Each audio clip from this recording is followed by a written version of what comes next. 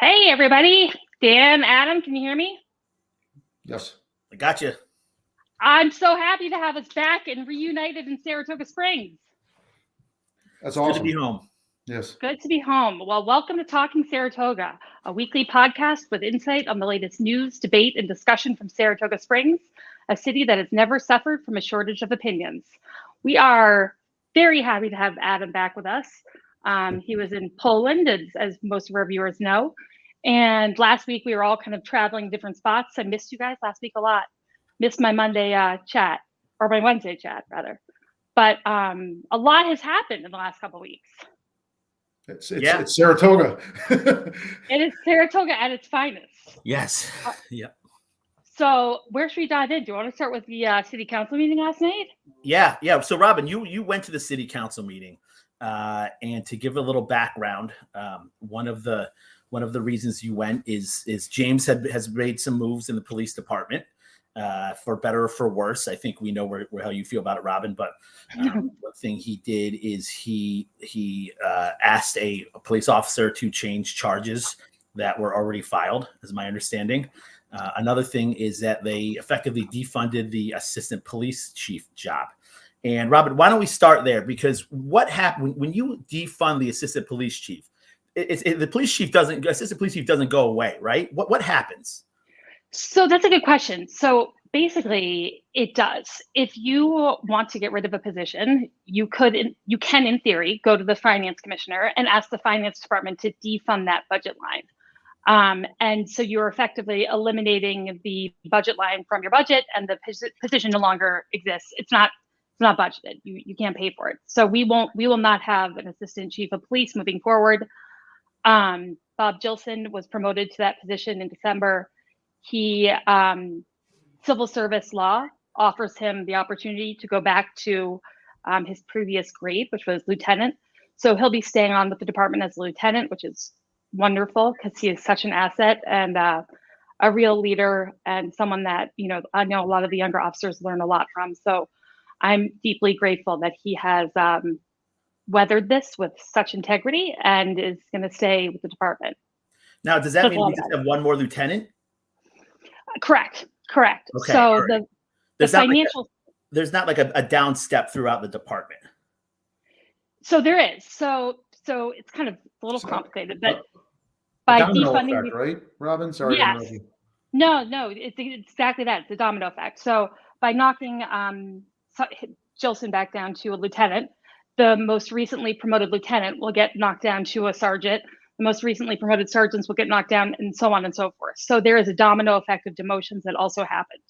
And it's the financial savings from the grades and those positions that Commissioner Montanino is saying he's going to put towards additional support for the patrol officers.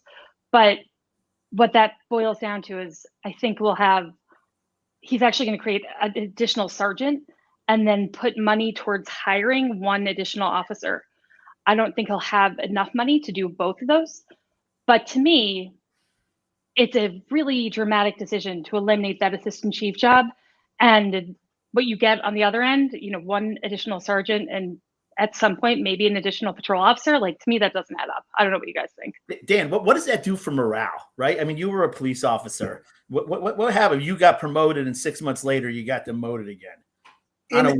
In isolation, it would be a pretty hard morale hit. In succession, with all the really bad and I don't know, for lack of a better word, dumb things Montanino is doing to these men and women that obviously I'm biased. I am a retired police officer, so I'm probably going to generally back them, but I'm not afraid to point out where they're wrong. But the one that's wrong here is Jim Montanino, and the hits keep on coming from this guy that they just don't make sense.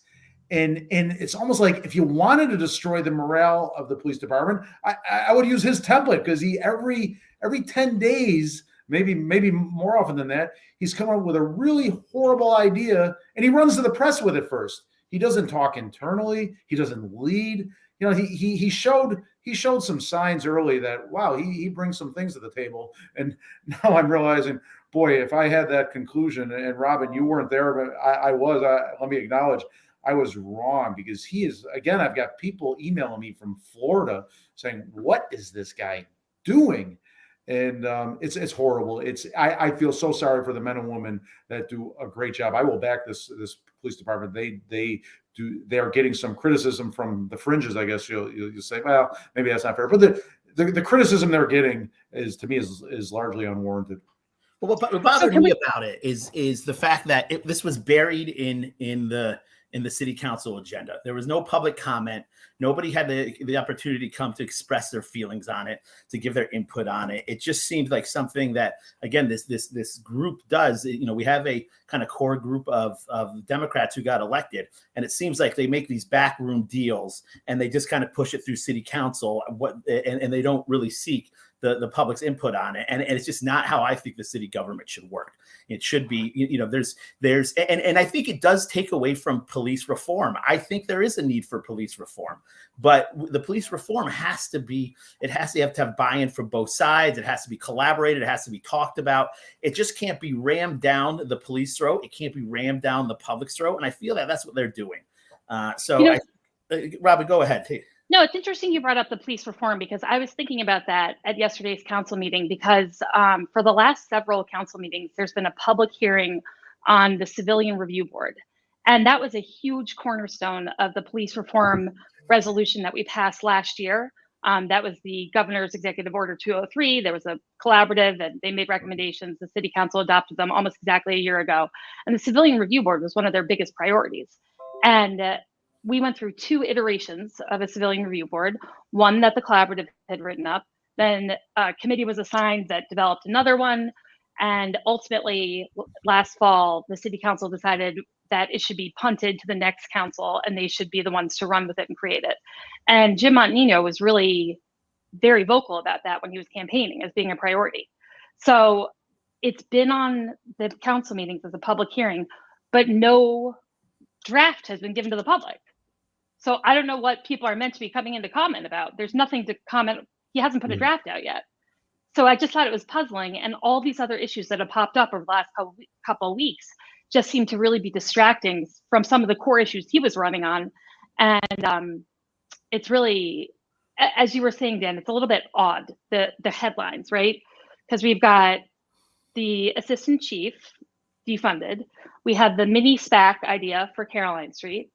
We've had an adultery policy, and we've had accusations of racism and gross misconduct towards one of the highest ranking female officers in the department that have been like really wild. And there's a lot of race baiting going on and inaccurate information. And it got very dramatic last night. We can talk about that too, but that's a lot of headlines. I want to talk about each one of these, but before we get off of this one, I always like to think we can provide a little insight. And you were in the department, you were essentially involved in the hiring or the promotion of the assistant police chief, and that was an issue because that was after Jim had won the election, and he thought that was his job to promote. So my question is, do you think, this is all speculation at this point, but do you think this was done really because he thought the department was top heavy, or do you think there's any politics behind the scenes here? So my gut, and this is just my feeling, his deputy is a former police officer of the Saratoga Springs Police Department who had a very contentious relationship with the department, a long disciplinary record. And I think that he has a real axe to grind, and Jim relies on him for a lot of information. And so when Jim was talking about defunding the assistant chief line, he cited 2 facts that he had gotten from his deputy. One of them was that allegedly 40% officers who are on patrol don't leave City Hall when they're on patrol. And I was like, that's just not possible. Like, that is mathematically not possible. I have spent so many hours there. There is no universe in which 40% of the on-duty officers are just sitting in City Hall. It's crazy. And so that came directly from his deputy. They didn't show us how they got there, what the numbers were.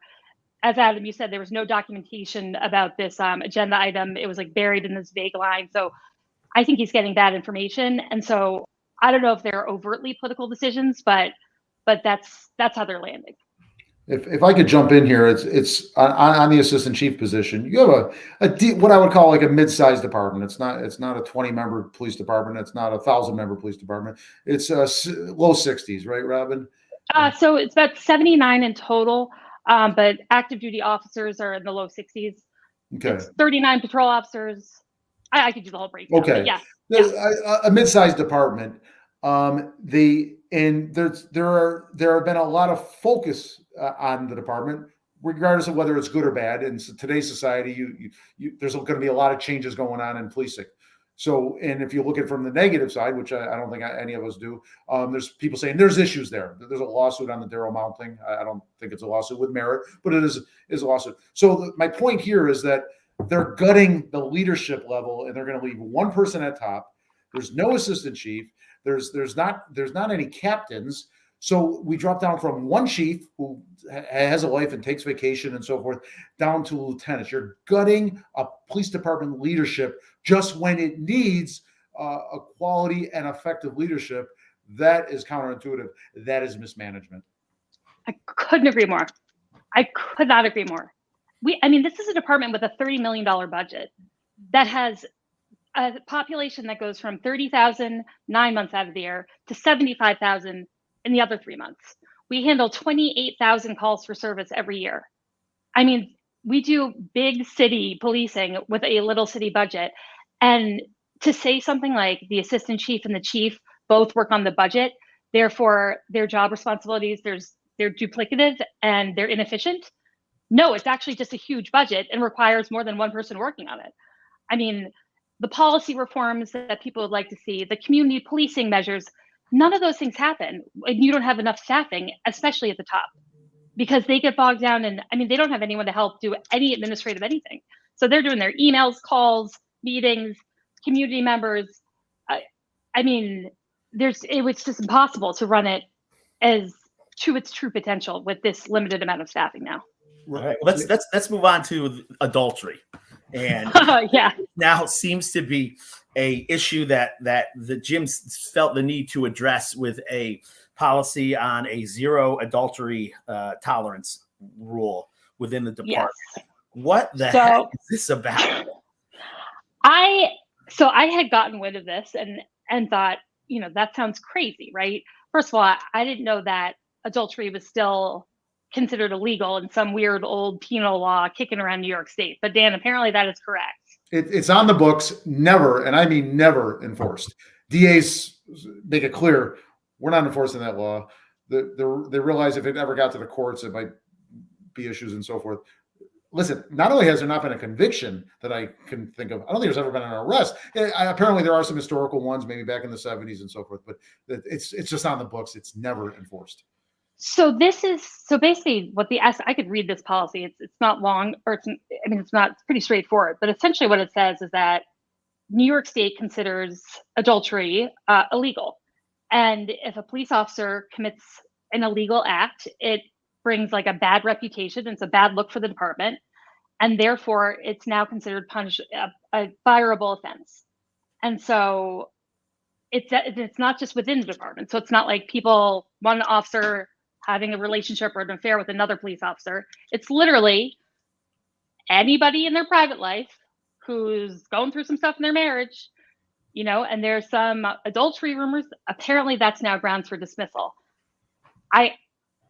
Is it based on rumors? You need a certain. Aren't we innocent until proven guilty? Which goes back to Dan's point of if they'll never be found guilty. I just don't. Maybe have a policy saying, hey, if a police officer breaks the rules, it could be grounds for termination. I think or breaks the law. I think we're okay with that. But to make a point to single out adultery again, it just seems like going back targeted. What's going on behind the scenes here? Because I just. Robin, was adultery an issue when you were in the police department? Was this a fair question? No, I'm not kidding. Was there a big problem within the department with adulterers? So I'll tell you, I was really disappointed that there was never a rumor that I was having an affair with someone. I was like, come on, no rumor affairs? Really? So true. Honest to God, I never heard about anyone's love life or dating life or marriage. It was really professional. those were not subjects that came up. So if there are issues, I was never aware of them.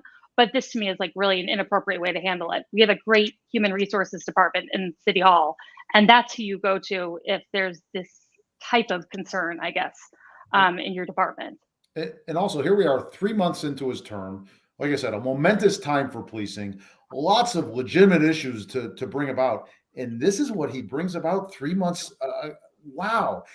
He, like I said, every 10 days, he's got something new and bizarre that is a morale killer. But beyond that, it leads to mismanagement is what I view. It's not leadership by any extent. Well, here's my little tip, guys, and I don't know if you think this is a good out, but if I'm a police officer over there, for some reason I'm having an affair, I get caught. My instant response is, I have an open marriage. Yeah, take my cues from Will Smith. It's not cheating. We have an open marriage. Yeah, here's my little tip about keeping out. I guess just keep your little tip out, boys. That's all I can say. Keep your little tip out. No, I'm hearing that. Anyway, all right. So moving on to the good things coming 3. There was a report that Jim essentially went to a police officer, a lieutenant who had filed a charge against somebody. Wanted them to increase the charge. When they declined, he essentially took action against them. Robin, is that correct? Again, being the so this is a really confusing story because the way it came to the media was kind of, it seems like through social media, and then Jim went directly to the media and told a story based on his conversation with the complainant and victim and the victim's parents. So we're talking about, I think, a 17-year-old kid here who was in a fight with some kids at a party and wanted to file a charge against the kids he'd been in a fight with. And he had some injuries on his face. And he said, I was assaulted by these 2 kids. But it was sounds to me like it's a he said situation. There was not enough evidence to sustain an assault charge, so they were only able to bring about a harassment charge. And when that happened, the parents found out and were upset and contacted Supervisor Gasson, who then contacted James Montanino to sit down, file a complaint, and have the commissioner look into it on their behalf. And so the commissioner looked into it. He saw the injuries, pictures of the injuries, read the medical report, and talked to the supervising officer, who in this case was a lieutenant, and told her that he thought that this was enough to sustain assault charges.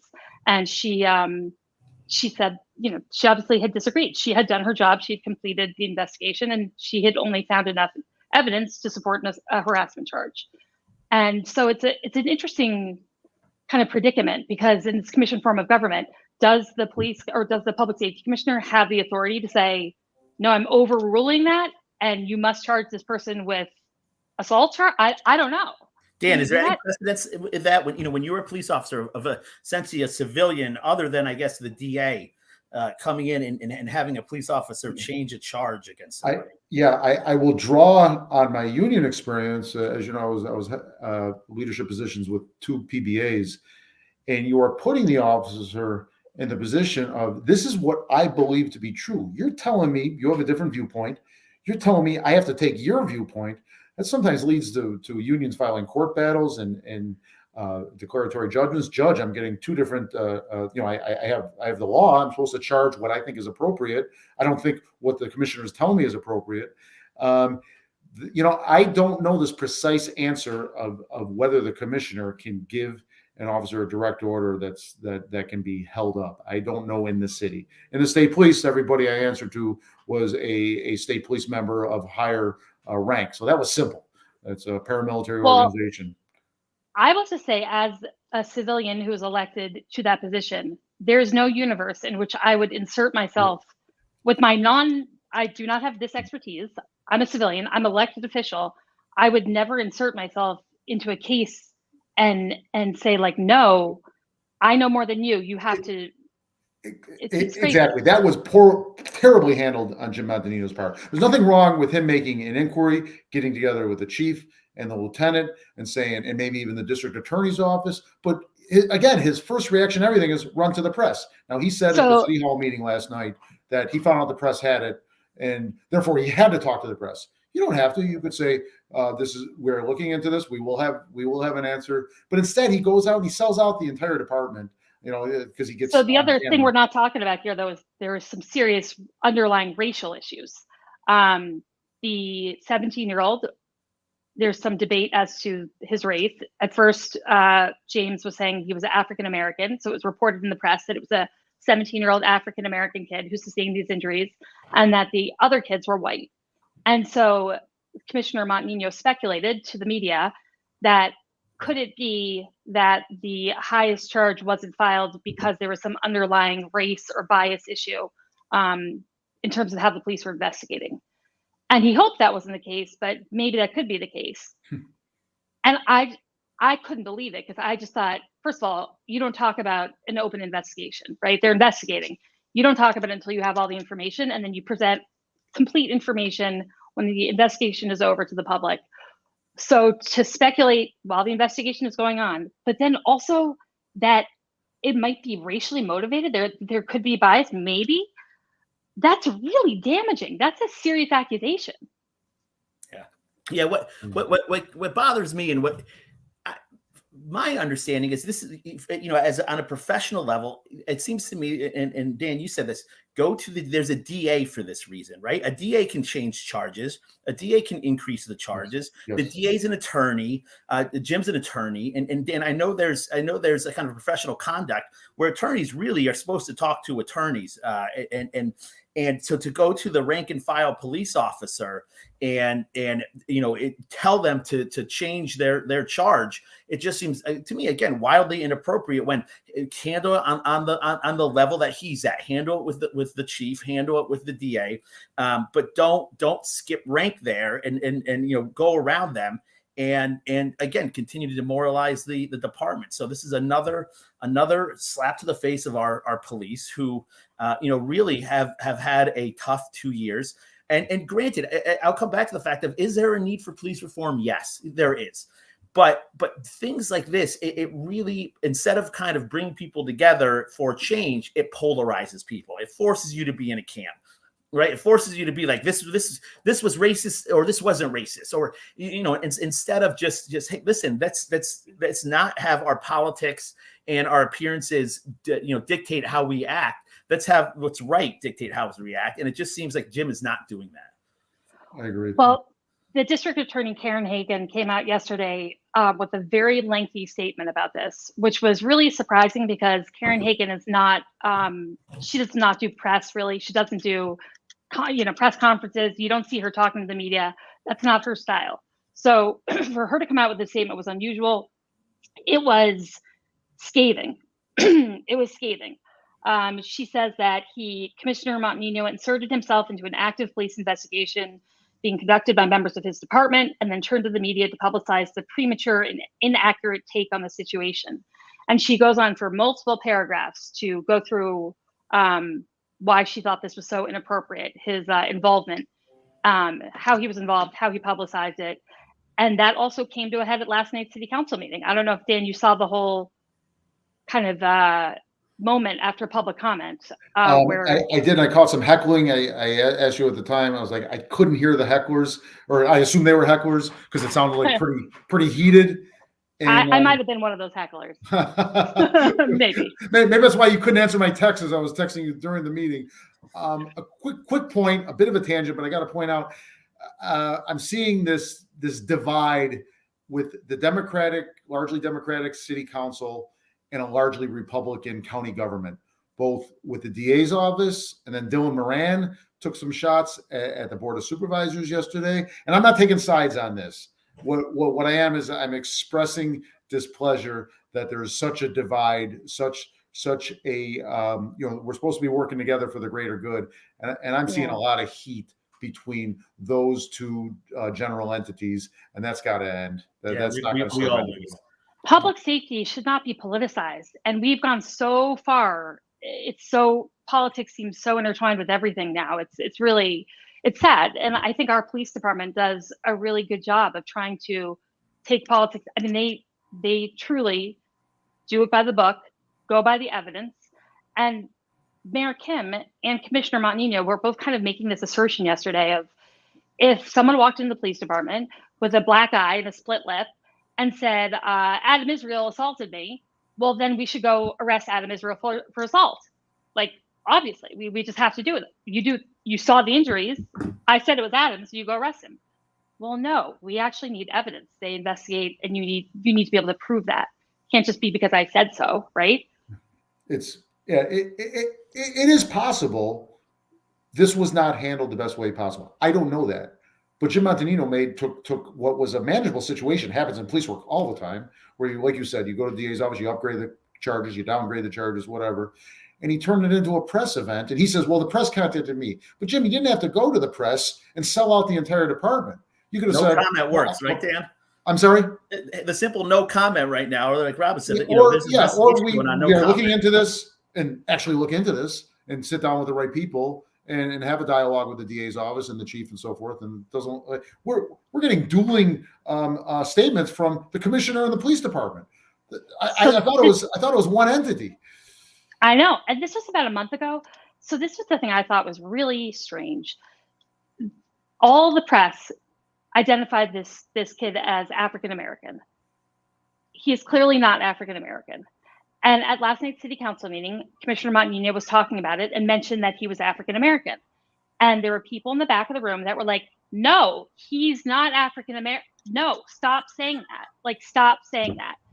And so it's clearly been brought up multiple times. And I don't know why. My daughter's home. Give me one moment.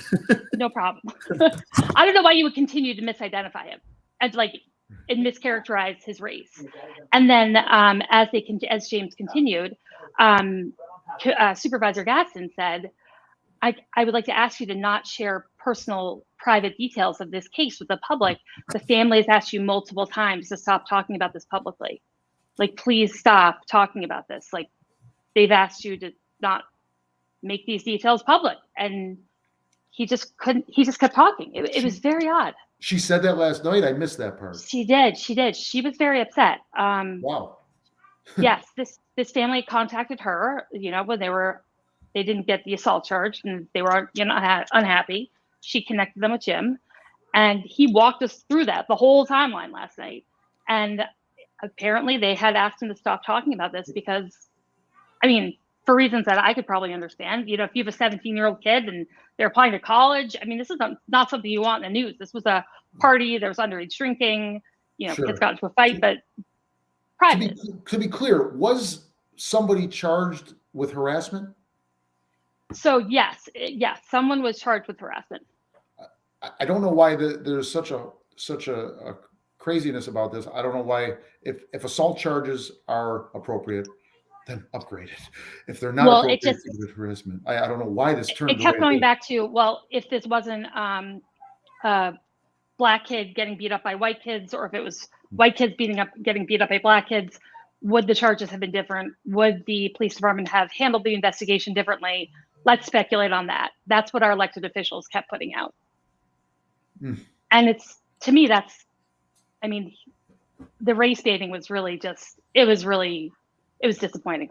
Yeah. I would say, I think it's worth looking into that, but the way that Jim goes about it just takes away any validity to it, right? I don't think we can immediately dismiss that this wasn't, but we don't know the facts. And that should be discussed behind the scenes with professionals, because who knows, maybe there was a race element to this. Right now, there's no, but to make these assertions with no evidence, that this was other than the circumstance that race played any issue in this, to assert that was a reason, it just to the public, it just seems like it's just really doing the police officer and the police department a disjustice by just throwing this label at them without presenting any evidence that there might have been something behind this besides the officer doing what's right. Well, and there was a large presence from Saratoga BLM at last night's meeting, and they had posted about it online, and they were coming in because they wanted to make sure that this was not a victim who was black getting beat up by white kids and not getting the appropriate justice and punitive measures taken because he was a black victim. And so they're continuing to allow this idea that someone is African American in the situation being victimized, knowing that that's not how he identifies as a race, and continuing to put out in media. I mean, like, am I crazy, or is that wildly irresponsible? Yeah, I think. Yeah, and it seems like they're glossing over their mistake and hoping it just goes away. I mean, they were yelling at the council meeting while Jim was talking, "He's not African American. Stop saying that." And Jim did not correct himself. It was crazy. Yeah. Robin, you were the city council last. I mean, this is city councilmen can tend to drag on and be boring. Any other interesting things that came up at the city council last night? So I only sat through public comment and then left. The public comment was heated, emotional. I think I'm still like a little raw from it, a little anxious from it, because it was intense. One of the things that I actually ended up making a public comment about was that someone from Saratoga BLM was talking and making a comment to the council and described our law enforcement officers as subhuman and pigs.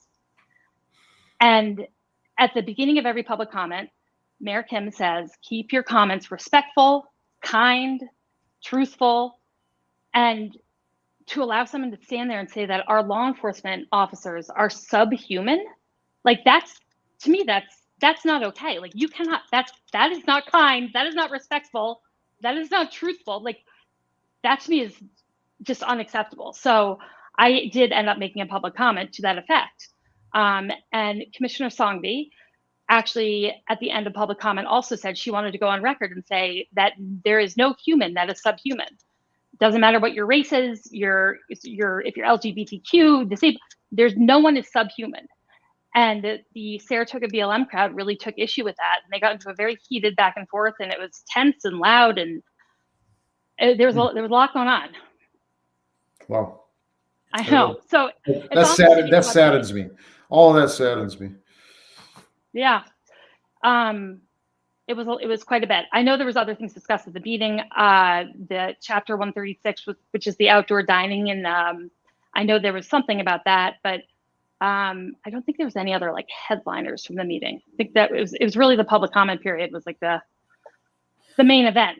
Yes, the rest of the meeting was largely tepid, other than maybe Dylan Moran sort of making some accusations against county government and so forth. It is really, we should talk about it on another episode sometime, like more in depth, but it is really wild, the dynamic between the county and the city. The political ideologies are just total opposites, but it really affects our ability to function as a city because we rely on the county for so much. And what the politics seem to be really straining that relationship right now, I'm sensing. And to our viewers, it is our intention every week to try to mix it up, to not have it so focused on important but dry issues coming out of City Hall. We like to have some balance of some restaurant news, some SPAC news, maybe the track.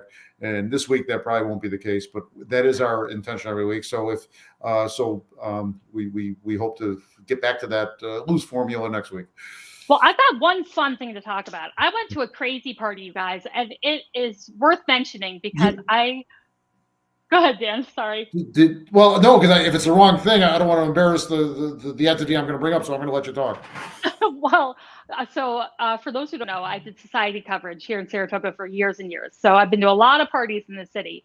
On Monday night, Saratoga Living had an outdressed party, and it was wild. The theme of it was basically wear your craziest, most over-the-top outfit ever.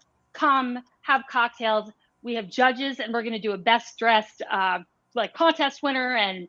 And I came in my black shirt and my black pants and my black on black and black because that's what I wear. I walked in and was like, oh, every girl that went full out, wild outfits, wild dresses that like lit up like Lady Gaga looking like, and it was every style, shape, size under the sun. And everyone was just so into it, so happy. They had like a spontaneous runway show. Like it was wild, you guys. It was wild. I read it. It literally, I think Abby Tagnolia wrote, it literally stopped traffic, and it was wild but not gaudy, right? And those were really impressive looking outfits and dresses and so forth that were on. I think I said to my husband that I felt like I might have dropped acid because it was like the visuals of everything. It was crazy. It was Monday night. I'm like, where am I? What's happening? This is wild. It's nice to see Saratoga kind of getting back to coming out of COVID and just some of these things and events that make Saratoga great. I saw pictures. It looked like just a fantastic time. I would have been like you, Robin. I would have wore probably this and not really on the runway, but it is these kind of special, kind of quirky events are really kind of neat to see that we're getting back to somewhat normalcy after COVID. It reminded me a little bit of the Oscars, and folks, we'll give Abby's entity a plug. Saratoga Living After Hours has some pictures. You got to see these pictures. I put one or two on Saratoga Report, but Saratoga Living After Hours is where you want to go to see some of these pictures. It's worth a look. Robin, anybody get slapped? Nobody got slapped, but there was stress. There was a little drama over controversy in the judging. But my friend Sarah McCarthy rocked it out, won Best Dress. She looked phenomenal. So if you go on Instagram, I know they have her tagged. She's Ink Revival. She looked amazing. But everyone's outfits were just over the top, wild. Everyone was super supportive, happy. There was no girl judgment. It was like the most happy girl vibe ever. And they just did a great job. And I was shamed with my black on black. Although I kind of felt cool, to be honest with you. It's like a Halloween party for adults, right? Remember when they used to get dressed up and try to get best dressed at the Halloween costumes? Did you try to get best dressed, Adam? Well, the Halloween parties I went to, it wasn't the men getting dressed up, and the winner did. It wasn't best dressed, but it was something. But this seems like the adult version of it. Halloween does get a little slutty when you get into like college years, I will say. Anyway, we digress. You said it, not me. I know. Well, I know we have, Adam, the kind of thing we haven't acknowledged here, you just came back from Poland and you have been really dedicating every second bit of energy to helping the Ukrainian refugees and dealing with some really intense humanitarian crises, basically, based on Russia's aggression in Ukraine. And you're home now. What are you doing now? What are you going to keep doing? Tell us where you're at and what's going on. Yeah. So, I started this Letters of Hope for Ukraine and just asked a couple people for letters with $20 in it to take over. Like I said before, we had a house in Poland, a car. They speak a little Polish. And so I felt I could go over there and help. But what it's turned into is just this groundswell, grassroots support of people in Saratoga and the greater capital district. And actually now it's gone beyond. We're getting things from, I got 100 cards and letters from a correctional facility in Arizona. It's amazing. And we have volunteers donating $20 to put in those cards. And I opened one, just, I do my due diligence, and it was just beautiful what the card was inside. Wow. So it's grown. I've teamed up with the Giving Circle, which is a not-for-profit, a 501(c)(3) or C3. And this now allows people to donate and get tax breaks for it, which is great. We've raised a bunch of money. I'm going back over next week. I'm really excited about that. Actually, there's one donor who he's coming. He donated a significant amount of money, and I said, "Why don't you come and see what we're doing?" Because I want people to feel what I feel when I'm there. It's much more traumatic for me to be home watching the news than it is for me to be with these refugees who are now safe and have a roof over their head and have safe skies. So that's really it's really special. It's grown. There's no time for quitting. Again, big props to my wife, who has been incredibly supportful for this. She knows this is very important for her and her country and our family and Saratoga and the world and democracy. So one thing I'm doing. Go ahead. Oh, sorry. I wanted to give props to Kristen, who has been doing all the bows. Kristen Mason. She has just been like a rock star. All these yellow and blue bows that you see around town, they're on people's porches. They're on retailers' windows. They're everywhere. that That- we had Robin, her on the Kristen's show. what we needed as like a campaign manager, because not that our campaign manager was good, but Chris, I mean, in the morning, she's like, this is what you're going to do today. This is what has to get done. This is where we're going to be. I have these people doing this. And Kristen, if you're listening, we're hiring. yeah. and we can still buy those from Silverwood and other places, correct? Yeah. Yeah, they're available for sale at Silverwood. But what I'm really excited about is tomorrow, Thursday at 6 p.m. at the Inn at Saratoga. I'm giving a talk that really kind of ties in a lot of what's going on, a lot of what I can't post on social media, a lot about how people have helped and what you can do to help, whether it be simply just writing a letter or in other ways, and about what it's Ukraine needs right now to beat Russia, because they are going to beat Russia. I after talking with them, this is a unbelievable country, an unbelievable culture. We're going to have a surprise guest tomorrow, kind of speak to some of the things. I spent a lot of time, put together a great presentation, and I think it'll be really interesting for people to see and hear how they can help and what's going on. And we got a bunch of donated items, so there's going to be a silent auction where you can pick up some neat stuff for I hope not pennies on the dollar, but I'm sure there's bargains in there too. So it's a free event. There's going to be a cash bar. No tickets. No tickets. No, just show up. There's going to be a cash bar.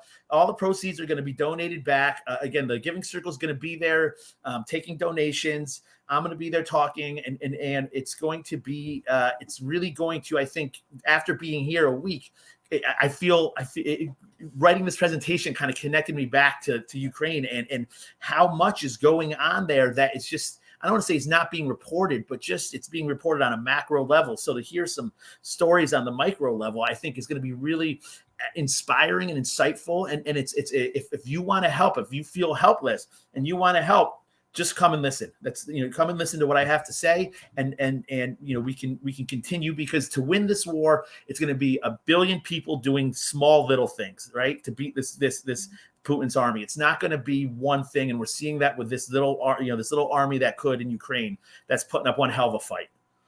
And isn't it just such a great overall message? Like, when we need to fight something truly evil, all the pettiness, all the little stuff falls away, and the world is coming together to fight this good versus evil fight in the most pure way possible. And I wish that kind of trickled down to countries and lives and states, because I think it's the kind of cooperation and willingness to work together and put differences aside for the greater good that needs to happen way more often. Will this be streamed? I agree, Robin. Adam, will this be streamed at all? So I can stream it for you, Adam. What's that? I said I could stream it for you, but you might want to keep it off social media. Yeah, so I'm going to be talking about things that I don't wish to post on social media. So for that and because it's because there's a lot of people who are still COVID wary and who would like it streamed. So what we're going to do, and Robin, yes, I'm going to take you up on this. We'll record it and edit it. Because there's going to be a lot of good things said, but there's just certain things that it's better if they're not on social media. Right. There's privacy issues, and we're talking about people in vulnerable situations and potentially unsafe areas. So I know privacy is important, very important. So 6 p.m. in the Saratoga. In Saratoga, exactly. Come a little early, get a seat. We have a schedule we got to follow. So will there be a best dressed contest though? Will there be a No, yeah. It'll be me. Sorry, winner. I'm going to be up on the podium. I'm going to be the bully from the pulpit and crown myself the best dressed. Awesome. Well, I know I will be there, and I'm pumped. And I missed you so much when you were gone. I like having you here in Saratoga, but you provided such an unbelievable connection to something that we all were really feeling, and it really helped me at least process what was happening and feel like I was helping in this tiny, tiny little way. So I know I was so appreciative. And although I don't want you to leave again, I'm glad you're going back over and seeing this through. It's just awesome. Yeah, I will say this: seeing all the bows, the ribbon, the storefronts, even the stores that are donating for Red Cross, great. If you saw what Zelensky said during the Grammys or Emmys, I get those confused.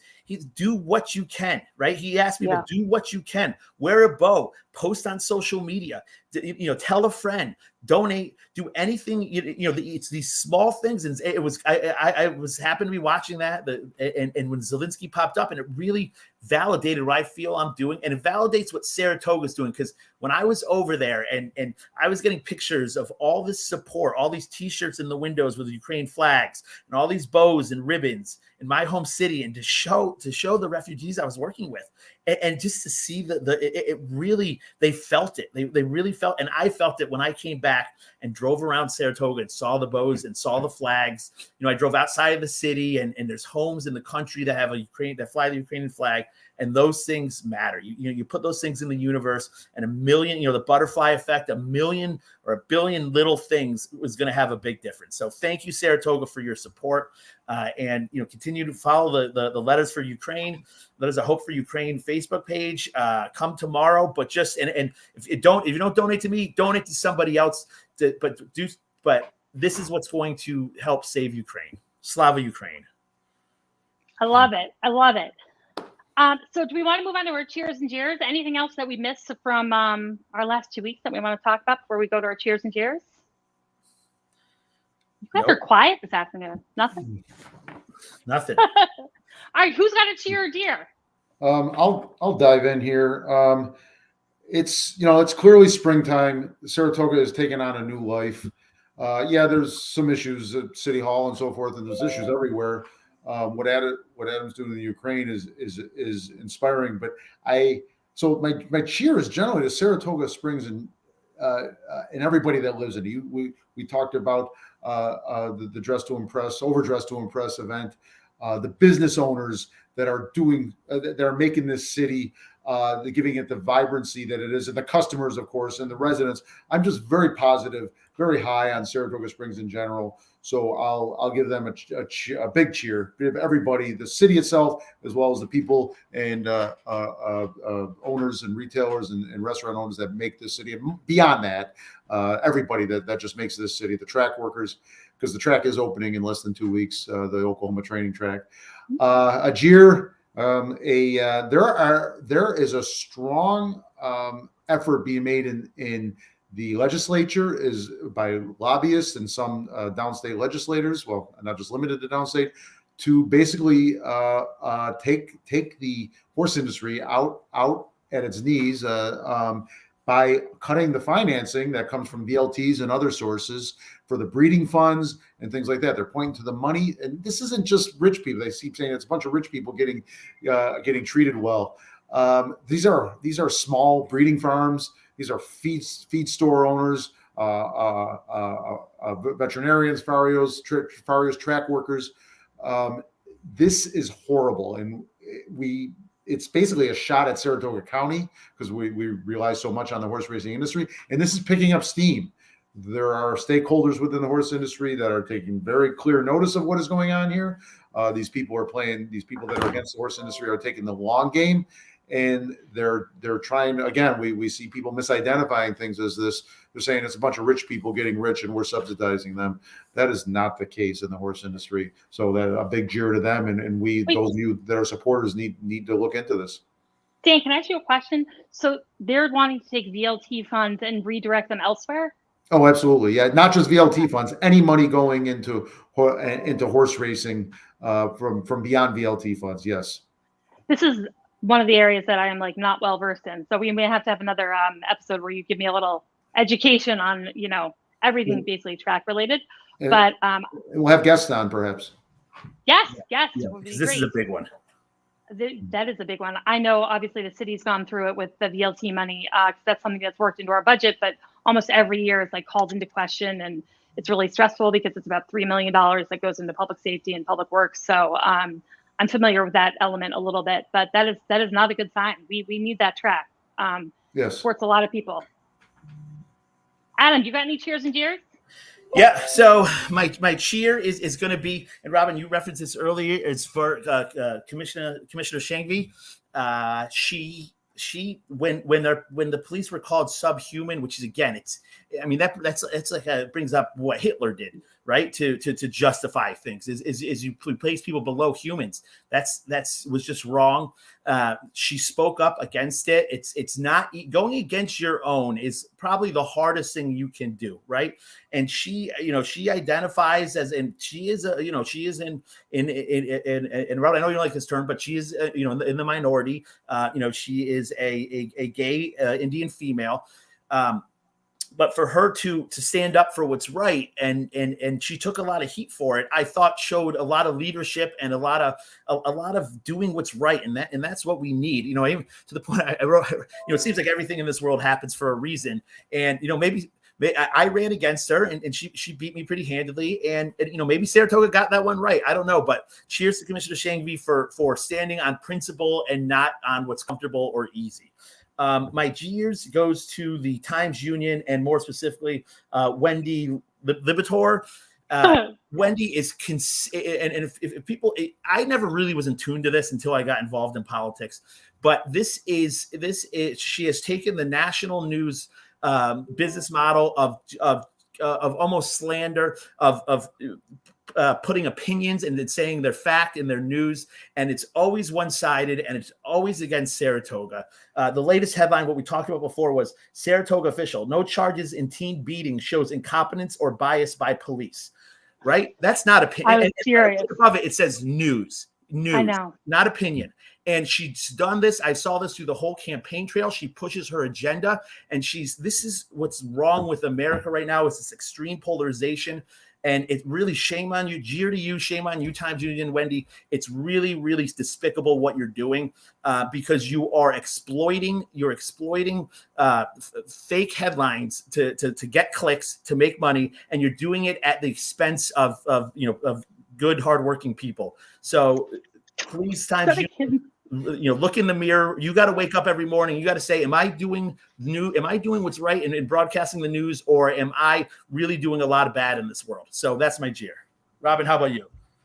I actually did text Wendy yesterday and said, did you make any attempt? I think there's a kid here, by the way. Did one of my kids walk by? A minute ago. Yeah, a very small man.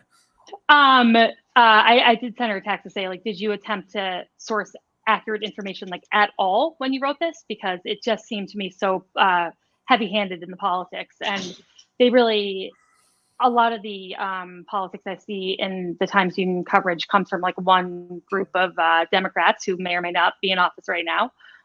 It's pretty easy to see where it comes from and where it lands, and it's very disappointing. But my cheer is actually Chowderfest. Chowderfest, you rocked it this year. I was really impressed. They kept it tight. It was packed downtown, 10 to 4, 4 o'clock, streets cleared, everything got buttoned up. There was no kind of that residual nasty drunkenness that I've had in years past. And I just thought that it was really classy, well done, Chowderfest. And I was expecting the opposite. So yay for Chowderfest. Good job. Love seeing the big crowds. I'm going to do a double cheer this week to offset some of my nastier jeer weeks. And also give Manita a cheer. I have to give her a huge cheer, because when everything was going down with the police department these last couple of weeks, I reached out to the city council members. She was the only city council member that got back to me. And we talked on the phone, and she was wonderful. She listened and, was just very much I'll do what I can. Here's what I could, I hear what you're saying. Manita? Yes, Manita. Yeah. And she just said, agree or disagree. I just think keeping the communication open and keeping communication channels open is really important. And hearing that for someone like me is that's everything. As long as we keep talking, right? We can work through issues. Everything will be fine. We just need to keep talking. Once you shut down and you go into your silos and, you pick teams and you pick sides, that's when it all goes to shit. So I so appreciated her getting back to me. I felt better just being heard. And then at the city council meeting, I had to point out the subhuman comment as well. And she also really went out and did the same thing and put herself in a spot that's uncomfortable. And you feel really vulnerable, and maybe you're not going to get, great feedback, or maybe you are, you don't know. And I just thought she really did the right thing, and it took a lot of integrity, courage. And I just, maybe Adam, maybe the right person won. Maybe the right person won. I mean, we need more courage. So, it's people kind of the courage to stand up for what's right, not what's for the easy. Exactly. I agree. I still would like to see both of you, and not me, but both of you on the city council soon. Maybe a different position, Adam, because if she's doing that good, but I like you too. Yeah. Well, thanks, Dan. We love you too. Yeah. We wish about 2,000 more people thought that way too, but next time, need your party next time. Totally. All right, guys, this was awesome. Thank you. Right. Check us out. We're on YouTube, Twitter, Facebook, everywhere. We'll see you next week. Stay charming, Saratoga. Thanks for watching, folks.